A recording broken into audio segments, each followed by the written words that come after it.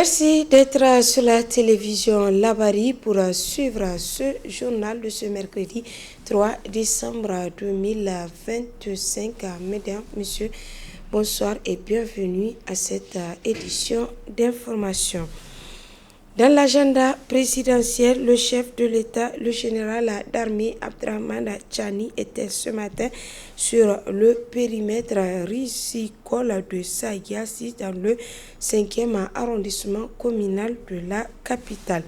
Ce périmètre a bénéficié du programme à grande irrigation visant l'autosuffisance alimentaire du pays, comme vous allez le constater dans ce reportage de la télévision Labari, réalisé quelques jours avant cette visite présidentielle. Et ce reportage est signé Adamou Soumana et Sadoudou. Le Niger, dans sa quête de la souveraineté alimentaire, a initié une campagne dite de grande irrigation, touchant principalement les exploitants rizicoles. Une vaste campagne dont les exploitants rizicoles de la capitale ont tiré beaucoup de bénéfices. On fait le lancement sur notre périmètre et immédiatement, c'était une réhabilitation, c'était un renouvellement total du périmètre. Avant la réhabilitation, il n'y a pas de canaux, il n'y a pas de pistes, il n'y a pas de digue de protection. Il n'y avait absolument rien. C'est un ancien aménagement qui date plus de 40 ans. Peut-être on parle de 72 ou 73. Vous voyez, c'est vrai, on a reçu d'autres réhabilitations, mais pas quand même comme celui de 2024. À part ça, on nous a amené des engrais à temps. Donc, c'est ce qui a contribué même vraiment à la réussite totale vraiment de la campagne. Parce qu'avant, quand tu repiques ta parcelle, tu n'as pas de moyens pour trouver les engrais.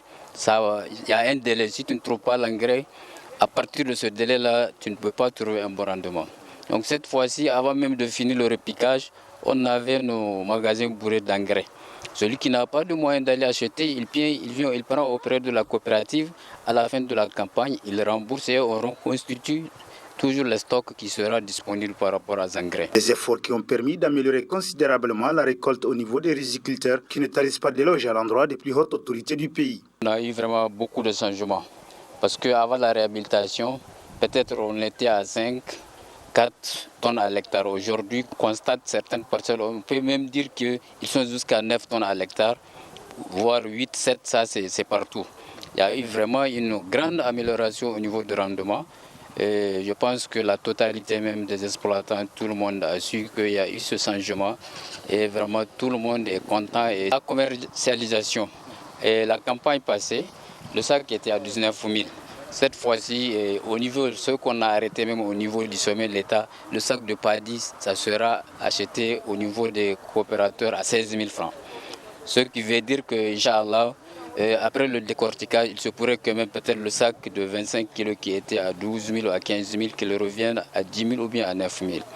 Et Inch'Allah, surtout avec le cassage ou bien le subventionnement des coûts d'engrais, vraiment les agriculteurs aussi peuvent supporter, quand bien même on a rabaissé le prix avec la disponibilité des engrais à temps. Je pense que tout le monde pourra s'en sortir. Ainsi, sans risque de se tromper, l'on peut affirmer que la campagne de grande irrigation initiée par le CNSP a commencé à porter ses fruits au profit aussi bien des riziculteurs que des consommateurs pour une souveraineté alimentaire du pays. Le ministre de la Justice et des Droits de l'Homme, garde des Sceaux, chargé des relations avec les institutions, a animé hier matin un point de presse. Ce point de presse fait suite à la publication d'un communiqué par le groupe français Orano le 27 novembre dernier. Suivant un extrait de ce point de presse avec le ministre Aliou Daouda. Dans un communiqué publié le 27 novembre 2025, le groupe français Orano fait part de sa condamnation du transport illégal de l'uranium entreposé dans le site de la Somaïre, comme si c'est sa propriété. Cette déclaration, pour le moins surprenante, révèle le vrai visage d'Orano, celui d'un prédateur ayant perdu sa proie et qui continue de considérer, tout puissant qu'il se prétend, que les mines nigériennes constitue sa propriété au sein du territoire nigérien, allant jusqu'à dénier toute intelligence au cadre nigérien pour exécuter dans les règles de l'art les actes de conditionnement, de protection et de transport de ces produits stratégiques. Orano semble dans un désarroi total avoir oublié que les plus hautes autorités nigériennes, dans un patriotique et souverainiste, ont nationalisé les sociétés minières qui sont dès lors retombées dans le patrimoine national après plusieurs décennies de spoliation et de crimes commis sur l'environnement. Un mot de santé dans cette édition et c'est pour parler des maladies liées au froid. Quelles sont ces maladies et comment les prévenir? Élément de réponse à travers ce reportage signé Sekinatou Sadou Gazibou.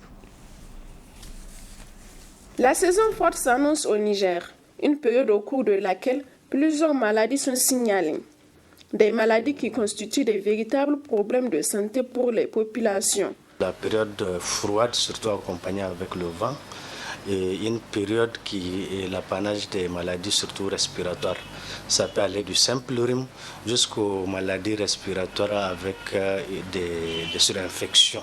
Les sinusites, ce n'est pas lié seulement au froid. Ça peut aller du simple rhume au bronchite, comme vous l'appelez. C'est ce que nous englobons sous le thème de maladies respiratoires, qui peut aller jusqu'aux pneumopathies avec des germes spécifiques ou bien avec des germes banaux.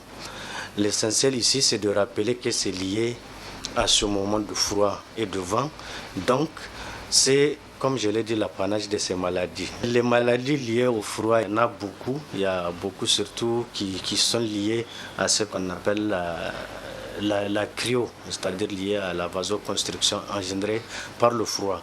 D'où la nécessité de passer les pommades parce que plus la fraîcheur traverse le corps, plus ça va agir au niveau des vaisseaux sanguins, plus ça va causer ce qu'on appelle une vasoconstriction qui peut avoir plusieurs conséquences dans l'organisme des êtres humains.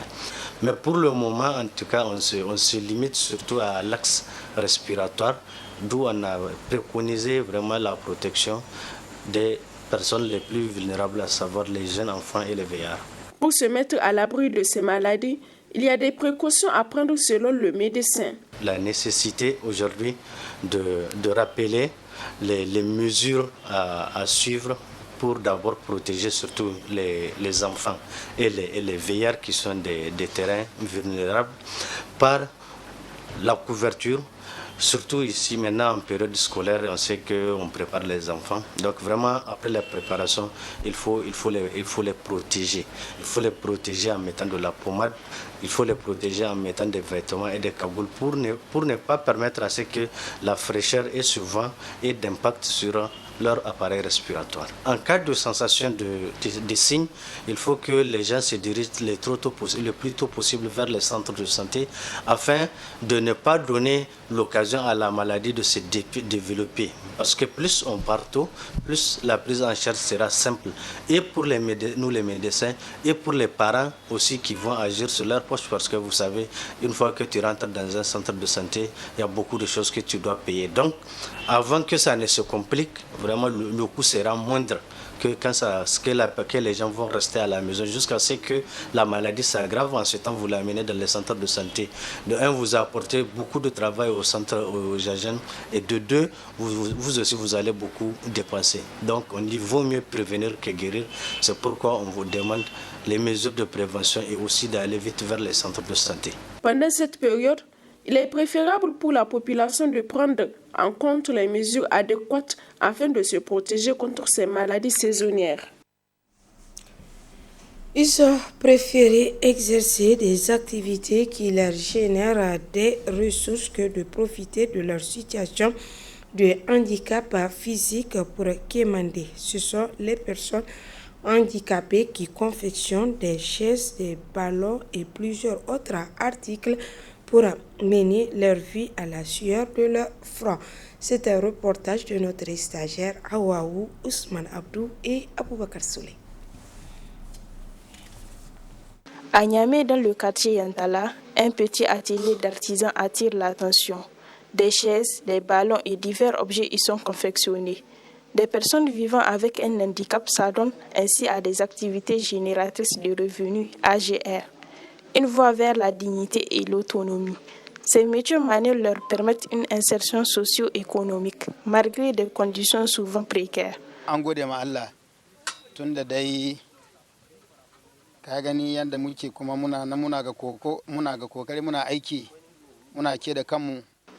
Nous remercions Dieu parce qu'on ne peut pas dire qu'à cause de notre handicap, on ne peut pas travailler. Et on arrive à subvenir à notre besoin. Et d'autres savent faire le travail, mais pour manque de moyens, ils n'arrivent pas à l'exercer.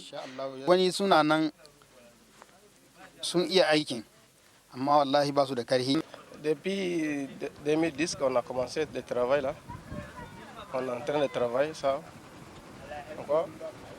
Le 16 qu'on est en train de faire là, vraiment c'est bon.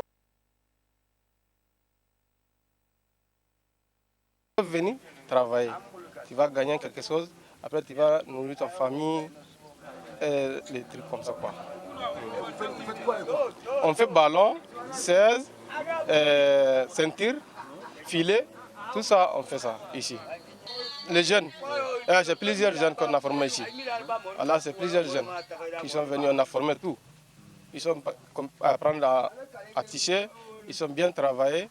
On a libéré les autres sont là en train de travailler. Longtemps perçus comme des personnes à assister, ces artisans montrent une autre réalité, celle d'hommes capables, résilients et productifs. Pour eux, le travail est aussi une façon de se faire respecter.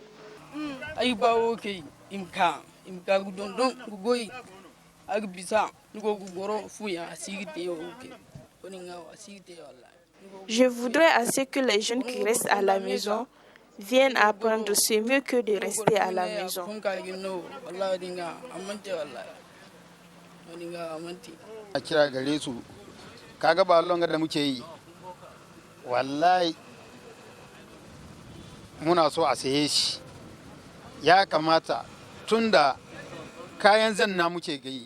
Nous voulons qu'on achète nos ballons parce qu'on les fabrique pour les jeunes et l'État n'a qu'à financer notre travail. Je suis dans cette activité depuis près de 10 à 15 ans.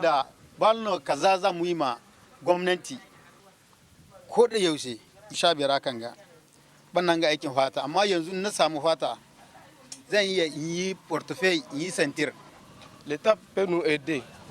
Voilà, parce qu'ici, l'État même, il sait comment on dit, ça ne va pas. Donc l'État n'a qu'à aller nous aider, puisque nous n'avons qu'à évoluer un peu.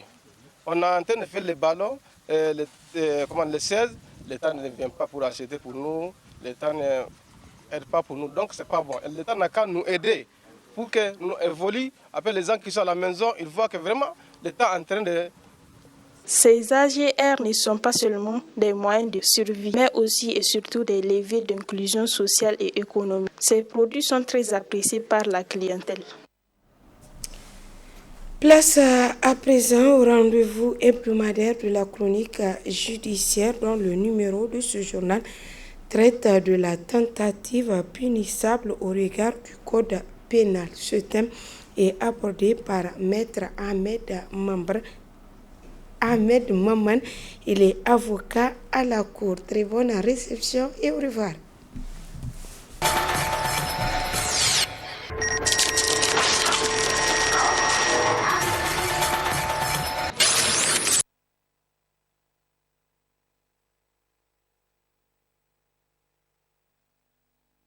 La tentative punissable au regard du code pénal, c'est un thème en tout cas qui est important et qui est développé pratiquement à travers l'article 2 et 3 du code pénal. Il faut entendre d'abord par tentative en matière de droit pénal, c'est tout agissement en tout cas qui concourt à la commission d'une infraction et dont il n'a manqué son effet qu'à travers ou que par la suite des circonstances indépendantes de la volonté de l'auteur. Cela veut dire que l'auteur de cette tentative avait agi, avait eu certains agissements qui conduisent directement à la commission de l'infraction, mais malheureusement pour lui, l'infraction ne pouvait en tout cas commettre, l'acte qu'il souhaitait commettre ne pouvait être atteint à partir du moment où il y a des circonstances qui sont indépendantes de sa volonté. Et dans ce cas de figure, on parle de tentative qui est punie par la loi. Il faut peut-être rappeler que la tentative, du point de vue de notre code pénal, en matière criminelle, c'est qu'elle est d'office punissable. On n'a pas besoin d'un texte spécial pour la répréhension de la tentative en matière criminelle. Parce que le code dit clairement qu'en matière criminelle, elle est punissable. Maintenant, s'agissant de la tentative en matière délictuelle pour les délits, là, le code pénal a apporté une précision en disant clairement que la tentative en matière délictuelle doit être prévue par un texte spécial. Pour chaque infraction, il faut qu'on dise que sa tentative est punissable. C'est dans ces conditions qu'on peut toutefois réprimer la tentative délictuelle. Maintenant, en dehors de ces deux cas, peut-être c'est d'aborder la question sur les contraventions. En tout cas, la loi n'a pas prévu de tentative en matière contraventionnelle, ce qui fait que la contravention est exclue du champ d'application de tentative punissable. Donc, la tentative, il faut le dire, la tentative punissable doit regrouper deux conditions pour qu'elle puisse être caractérisée ou constituée. C'est notamment ce que je disais tout à l'heure, un commencement d'exécution, l'absence de désistement volontaire. Il faut qu'il y ait ces deux conditions pour qu'on puisse parler de la tentative qui est punissable. Qu'il y ait un commencement, en tout cas qui concourt vers la commission de l'infraction, et que de l'autre côté, que le désistement de l'auteur de l'infraction soit involontaire. C'est en ce moment qu'on peut parler de tentative punissable. Dans cette foulée, il faut peut-être aussi parler de la théorie des actes préparatoires. Parce qu'on peut être dans une situation où, concrètement, on n'est pas dans la phase du commencement d'exécution, mais nous sommes dans les actes préparatoires. Les actes préparatoires, en tout cas, ne sont pas punissables du point de vue de la loi. Je vais vous donner un exemple. Le fait de se rendre au marché, payer un couteau, ayant déjà en tête un projet d'assassinat, le fait d'aller payer ce couteau au marché et de revenir à la maison en attendant l'exécution de ce marché et de l'exécution de cette infraction ne fait pas, en tout cas, ne constitue pas un commencement d'exécution qui pouvait être réprimé. Non, il s'agit d'un acte préparatoire qui n'est pas punissable. Si c'est à partir de l'achat de ce couteau que vous êtes arrêté, on ne peut pas considérer que vous êtes en faute ou bien qu'il y ait tentative. Non, il va falloir que vous soyez dans le commencement d'exécution. Par exemple, après l'achat de ce couteau, que vous preniez ce couteau et que vous vous dirigez directement vers votre cible, là vous êtes dans la phase du commencement d'exécution qui lui plutôt, le commencement d'exécution est réprimé, sauf s'il y a un désistement volontaire. Par exemple, vous pouvez avoir l'idée d'aller voler dans une boutique, vous venez, vous trouvez même un cadenas à cette boutique, vous commencez à cambrioler cette boutique et au fond de vous, vous dites, bon, ce n'est pas bien ce que je fais, je me rétracte. À partir du moment où vous vous retirez, là on parle de désistement volontaire, la tentative n'est pas constituée, on ne peut plus être dans cette situation où on peut être condamné. Mais quand c'est le bruit d'une personne qui passait, qui vous a fait, en tout cas rétracter, qui vous a amené à abandonner votre projet, c'est que là, ce n'est plus un désistement volontaire, mais c'est un désistement involontaire. Cela veut dire que la tentative, à ce niveau, elle est constituée et elle est réprimée par la loi. Donc, en dehors de cette théorie des actes préparatoires, il faut peut-être aussi aborder la question de la répression. La répression de la tentative de crime ou de délit est en réalité punie de la même peine que celle qui est prévue pour les auteurs principaux. Donc la peine qui est prévue pour l'auteur principal d'une infraction est la même qui est prévue pour celui qui tente de commettre cette infraction. C'est ce que le code pénal en tout cas a prévu, notamment en matière de tentative.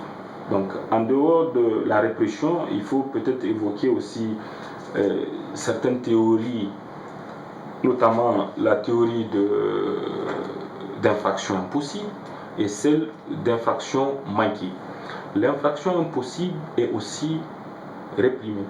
Les gens vont se demander c'est quoi une infraction impossible et pourquoi encore une infraction impossible serait-elle réprimée.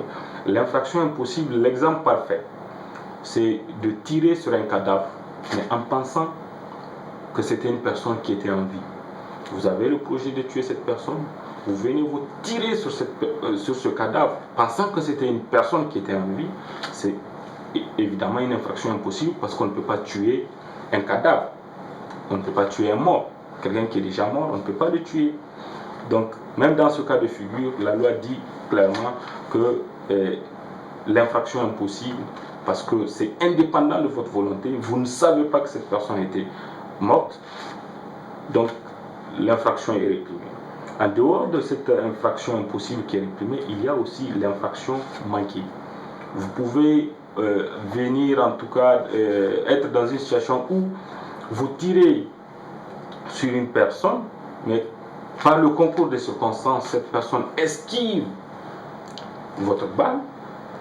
Là, vous avez déjà tiré. Nous sommes déjà dans le commencement, on est même très loin dans le commencement d'exécution parce que vous avez déjà tiré votre arme. Mais malheureusement pour vous, vous ne pouvez pas atteindre cette personne parce qu'elle avait esquivé ou il y a une circonstance qui a fait en sorte que vous ne l'avez pas atteint. Donc, même dans ces circonstances d'une infraction manquée, et la tentative est constituée et elle est réprimée du point de vue de la loi.